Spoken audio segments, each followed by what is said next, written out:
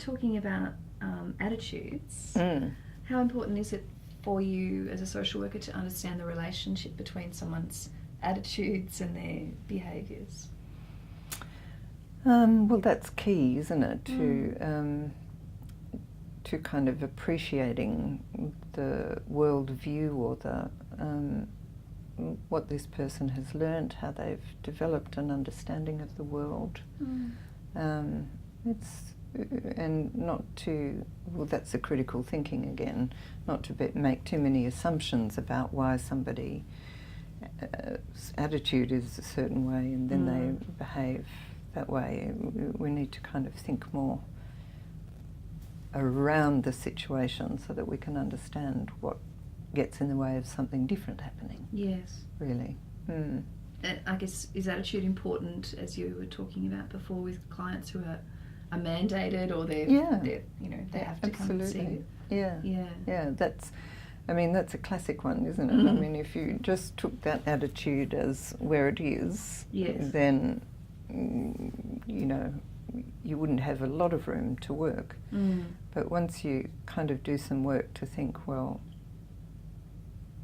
this behaviour and attitude is coming from a certain place, my task is to sort of find a way to shift that block. Yes. Yeah.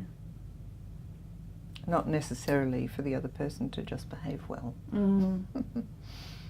What have you found to be some of the more effective ways of helping your clients to change their attitudes?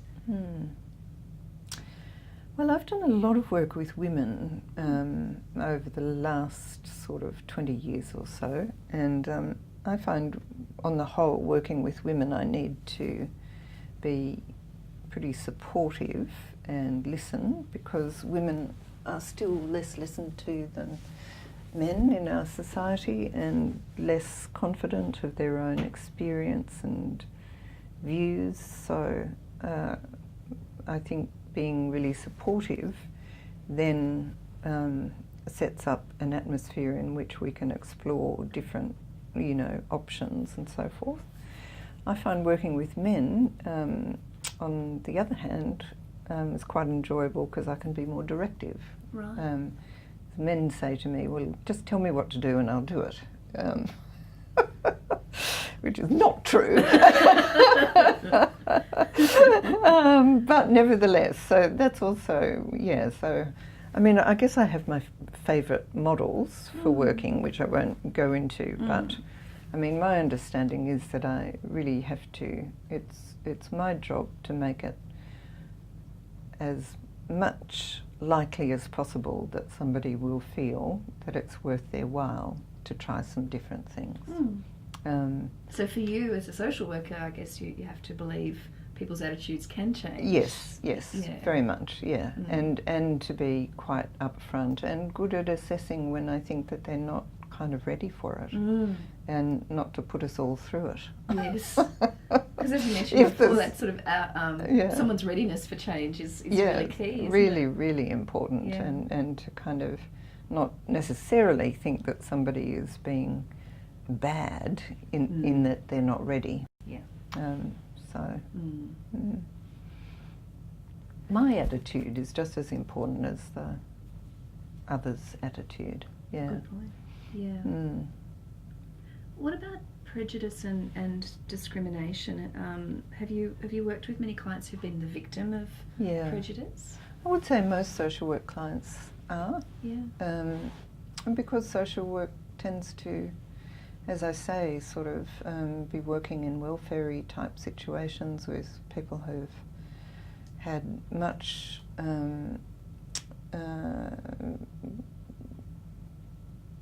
lives that have not been very nurtured or supported or understood or respected. Social work does tend to work with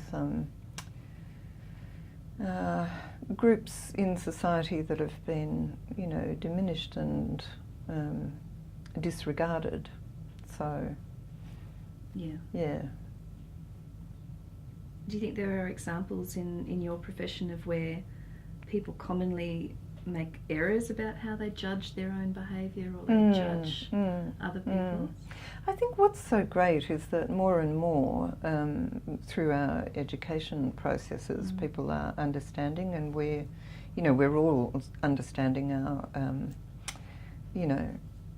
biases that are operating all the time. We're becoming much more conscious, and that's a really lovely thing to see. And I think once we start down that path, your students would also be finding that once you start down that path, you start to sort of catch all sorts of things and think, oh, yes, oh, I was making an assumption there, and quite a prejudicial and derogatory assumption. So, yeah, we rely on our stereotypes far too frequently. Yes, very much so.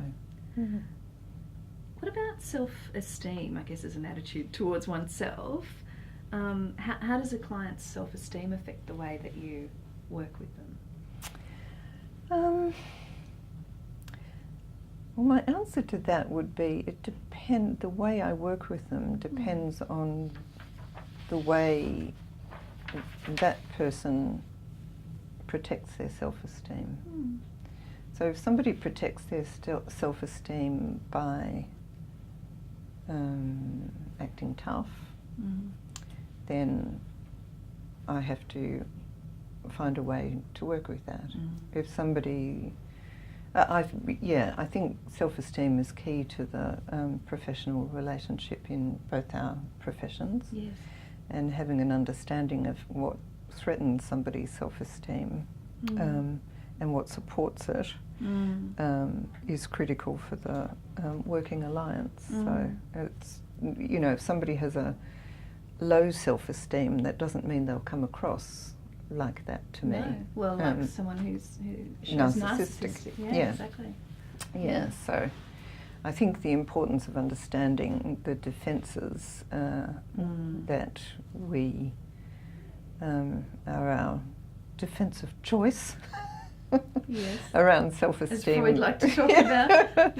Around our the threats to our self-esteem is really important.